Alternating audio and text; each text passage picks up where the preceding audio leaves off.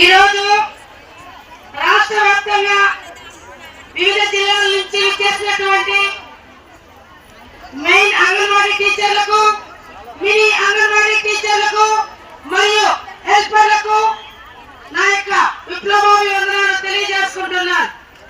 ఈరోజు విజయవాడలో మహాధర్నాకు ఇన్ని వేల మంది వచ్చామంటే మన సమస్యలన్నీ తీరిపోయినట్లు కాదు, మన సమస్యల్ని పరిష్కరించాలి అని చెప్పి ఈ యొక్క ప్రభుత్వానికి తెలియాలని చెప్పి ఇంతమంది హాజరయ్యాం. ఇంతమంది వచ్చేటప్పుడు ఈ యొక్క రాష్ట్ర ప్రభుత్వము అటుపక్క ఐసిడిఎస్ ఉద్యోగాలని అలాగే పోలీస్ వాళ్ళని రకరకాల బెదిరింపులతో ఈ యొక్క విజయవాడ కార్యక్రమాన్ని విజయవంతం చేయకూడదని చెప్పి చాలా అడ్డంకులు సృష్టించింది. ఇది మనకేం కొత్త కాదు. ముఖ్యమంత్రి చంద్రబాబు నాయుడు గారు మీరు గుర్తుపెట్టుకోవాలి. ఎందుకంటే గత ప్రభుత్వంలో 42 రోజులు సమ్మె చేసినటువంటి చారిత్రాత్మకమైనటువంటి ఘనత ఈ యొక్క అంగన్వాడీ వర్కర్లే అని మీకు తెలుసు. గత ప్రభుత్వంలో మొత్తం రాష్ట్రంలో ఉన్నటువంటి అంగన్వాడీ టీచర్లు, మినీ అంగన్వాడీ టీచర్లు, హెల్పర్లు కుటుంబాలన్నీ పక్కన పెట్టి పండగ లేకుండా ఏ కార్యక్రమాలకైనా పిలిపించిన వెంటనే వచ్చి సమ్మె చేశాము. అప్పుడు కూడా 12 డిమాండ్లు పెట్టాము. 12 డిమాండ్లలో మనము చర్చల సందర్భంగా మనకు ఇచ్చినటువంటి జీవోలు గత ప్రభుత్వము వేతనాలకు సంబంధించింది అయితే ఇవ్వలేదు. 60 నుంచి 62 సంవత్సరాల వయసును పెంచుతూ జీవో ఇచ్చింది. అలాగే టీఏడీఏలు 2024 జనవరి నుంచి కూడా ఒక సమావేశానికి జీవో ఇచ్చింది. అలాగే హెల్పర్లకు 45 సంవత్సరాల నుంచి 50 సంవత్సరాలకు పెంచుతూ జీవో ఇచ్చింది. అలాగే ఇంకా రకరకాల జీవోల కోసం మనము మంత్రుల సమావేశంలో మినిట్స్ కాపీలో పొందుపరచడం జరిగింది. తర్వాత ప్రభుత్వం జూలైలో ఏ ప్రభుత్వం వచ్చినా మీ యొక్క డిమాండ్స్ ని పరిష్కరిస్తారని చెప్పి చెప్పడం జరిగింది. అప్పుడు మనం సమ్మె చేసేటప్పుడు అధికార పార్టీలో ఉన్నటువంటి మనం సమ్మె చేశాము. కానీ వీళ్ళు టీడీపీ నాయకులు అక్కడ శిబిరాల దగ్గరికి చాలా మంది వచ్చి మన ఇప్పుడు ఉప ముఖ్యమంత్రి పవన్ కళ్యాణ్ గారు కావచ్చు, లోకేష్ బాబు కావచ్చు, చంద్రబాబు నాయుడు గారు కావచ్చు, ఇప్పుడు మన గుమ్మడి సంఘాలని మేడం ఉన్నారే, ఆ మేడం చాలా సందర్భాల్లో వచ్చారు అన్ని జిల్లాలకు. ఇప్పుడు అవన్నీ ఏమయ్యామే చెప్పిన మాటలని చెప్పి మేము మిమ్మల్ని అడుగుతున్నాము. ఒకటే, ఆ రోజు మాత్రము మా ప్రభుత్వం వస్తే మీ యొక్క సమస్యలు పరిష్కరిస్తాము, మీరు ఈ యొక్క ప్రభుత్వానికి ఓట్లేసి కలిపి ఈ 42 రోజులు సమ్మె చేస్తున్నారు, మిమ్మల్ని అందరినీ కూడా ఈ యొక్క ప్రభుత్వము ఎస్మా ఉపయోగిస్తా ఉంది, మీ సెంట్రల్ బద్దలు పగలగొట్టేస్తా ఉంది, మిమ్మల్ని వీధుల్లోకి తెచ్చింది. కాబట్టి మా ప్రభుత్వము మీరందరూ కూడా ఓట్లేసి గెలిపిస్తే మా పార్టీ అధికారంలోకి వస్తే మీ కోరికలన్నీ తీరుస్తామని చెప్పడం జరిగింది. జూన్ 12వ తేదీ ఈ యొక్క కూటమి ప్రభుత్వము అధికారంలోకి వచ్చింది. వచ్చిన తర్వాత చాలా సంతోషపడ్డాము. అబ్బా, ఆ ప్రభుత్వంలో 42 రోజులు సమ్మె చేశాము, కొన్ని సాధించుకున్నాము. ఈ ప్రభుత్వం మనకు చాలా హామీ ఇచ్చింది, నెరవేరుస్తుందని చెప్పి కోటి ఆశలతో ఎదురు చూసాం మనం. కానీ ఈ యొక్క ప్రభుత్వం వచ్చిన తర్వాత 2 నెలలు సైలెంట్ అయిపోయాం. ఎందుకంటే కొత్త ప్రభుత్వం కదా, పోతాను ఇప్పుడు ఒక కొత్త ఇంట్లోకి వెళితే సంసారాన్ని చక్కబెట్టుకోవాలంటే కొన్ని రోజులు పడుతుంది కదా, అట్లా ప్రభుత్వం వచ్చింది చక్కబెట్టుకొని అని చెప్పి 2 నెలలు వదిలేసాం. 3వ నెల నుంచి స్టార్ట్ చేసాం. ఇటు పక్క 3 సంఘాల ఆధ్వర్యంలో మంత్రులు కావడము, అలాగే అధికారులు కావడము. ఏమండి, మాకు మినిట్స్ కాపీలో ఇచ్చినటువంటి మా వేతనాలు కానీ, మా సంక్షేమ పథకాలు కానీ, మా గ్రాడ్యుటీ కానీ, మా మినీ సెంటర్ మెయిన్ చేయడం కానీ, ఇవన్నీ మీరు ఒకసారి పరిశీలించండి, మాకు న్యాయం చేయండి అని అంటే మేడం గారు ఏమన్నారు, 2 నెలలు మా ఇండియా వచ్చి ఇప్పుడిప్పుడే గత ప్రభుత్వము అంత అప్పులు చేసి వెళ్ళిపోయింది, వాటిని కూర్చుకుంటున్నాము, మాకు 3 నెలలు అవకాశం ఇవ్వండి. మళ్ళా తిరుగుతూనే ఉన్నాం. తిరుగుతూ కాళ్ళు అడిగేలా తిరుగుతున్నాం. తిరిగినప్పుడంతా ఏదో చెప్పడం పంపించాడు. తర్వాత ఉన్నటువంటి డైరెక్టర్ గారు వేణుగోపాల్ రెడ్డి సార్ గారు 3 సంఘాలు పిలిచి డిసెంబర్ 2024 4వ తేదీ 3 సంఘాల నాయకత్వాన్ని చర్చకు పిలిపిస్తే అక్కడ మన యొక్క 3 సంఘాలు కలిసి వినతి పత్రం ఇచ్చి వాళ్ళ డిమాండ్స్ తో కూడినటువంటి వినతి పత్రం ఇచ్చే సార్ ఏమన్నారంటే, అమ్మా మీరందరూ కూడా ఓపిక పట్టండి, నా వల్ల పరిష్కారమైన సమస్యలు నేను చేస్తాను, మిగిలినవన్నీ ముఖ్యమంత్రి గారి దృష్టికి తీసుకువెళ్తాను. వేతనాలకు సంబంధించి మినీ సెంటర్లు మెయిన్ చేయడము, గ్రాట్యుటీ, అలాగే మహిళా సాధికారత సర్వేలో అంగన్వాడీ ఉద్యోగులను ప్రభుత్వ ఉద్యోగులుగా గుర్తించారు, దాన్ని తొలగించండి అని చెప్పడం జరిగింది. ఇవన్నీ కూడా పంపిస్తానని చెప్పారు. కానీ ఏం చేశారు?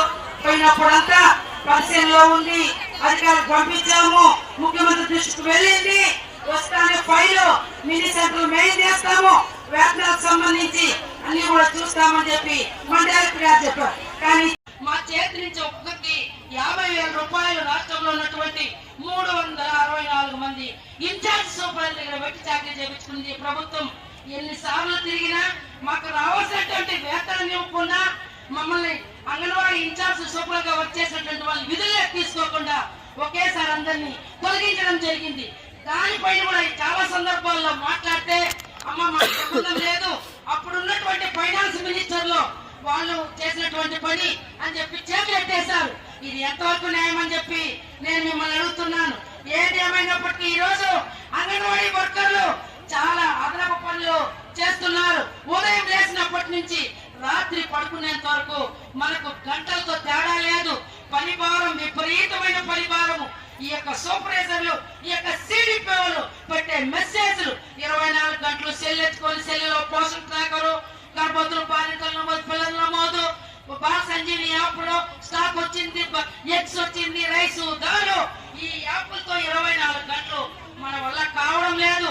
కాబట్టి మనం ఒకటే అడుగుతున్నాం, పని భారం మీరు రోజు రోజుకి పెంచుతున్నారు కాబట్టి మా యొక్క పని భారానికి తగ్గట్టుగా ఈ రోజు నిత్యావసర వస్తువుల ధరలు ఆకాశాన్ని ఉంటాయి. ఈ రోజు మనం సామాన్యమైనటువంటి మనం బిలో పావర్టీ లైన్ లో ఉన్నటువంటి అంగన్వాడీ వర్కర్లు కాబట్టి మాకు వేతనాలు పెంచండి అని అడుగుతున్నాము. అలాగే ఈ రోజు మనము రాష్ట్ర ప్రభుత్వము ఏ కార్యక్రమాల్లో కూడా భాగస్వాములుగా మనము వెట్టి చాకరీ పనులు మనం చేస్తున్నాము. కాబట్టి ఈ రోజు మినీ అంగన్వాడీ వర్కర్ల పరిస్థితి చాలా దుర్భరమైనటువంటి పరిస్థితి. వాళ్ళకు నిజంగా ఎంత కష్టపడుతున్నారంటే వాళ్ళకి 2 చేతులెత్తి మొక్కినా కూడా వాళ్ళను మనం తీర్చుకోలేము. ఈ రోజు అంగన్వాడీ వర్కర్లుగా హెల్పర్లు ఉండే ఇంత కష్టపడుతున్నాము, వాళ్ళు 2 పనులు చేస్తున్నారు.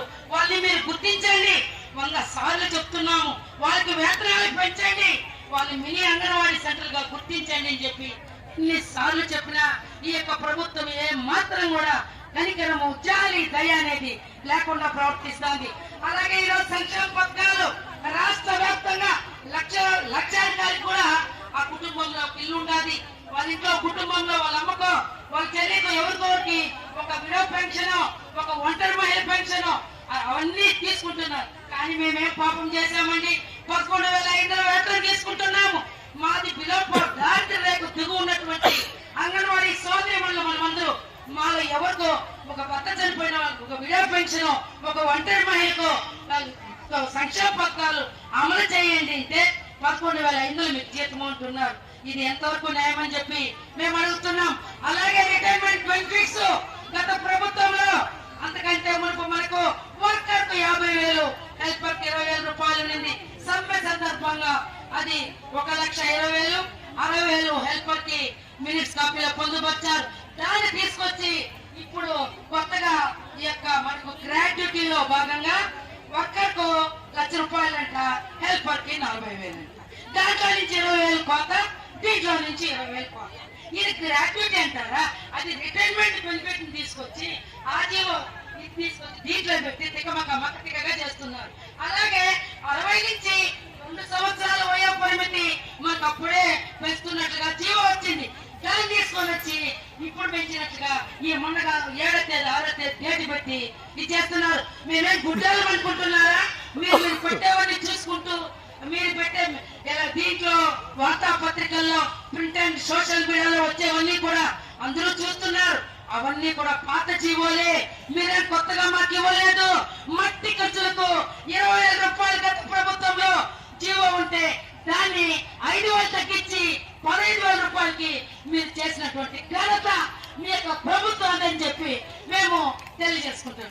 అలాగే ఈరోజు అంగన్వాడీ వర్కర్లు ఉదయం లేచినప్పటి నుంచి చాలా ఈ యొక్క పని భారాలతో సతమతమవుతున్నాము. కాబట్టి వెంటనే కూడా హెల్పర్లు కూడా అదే విధంగా 7,000 రూపాయలకి ఒక చోట పిల్లలు తక్కువ మంది ఉంటారు, ప్రీ స్కూల్ పిల్లలు ఇంకో చోట ఎక్కువ మంది ఉంటారు.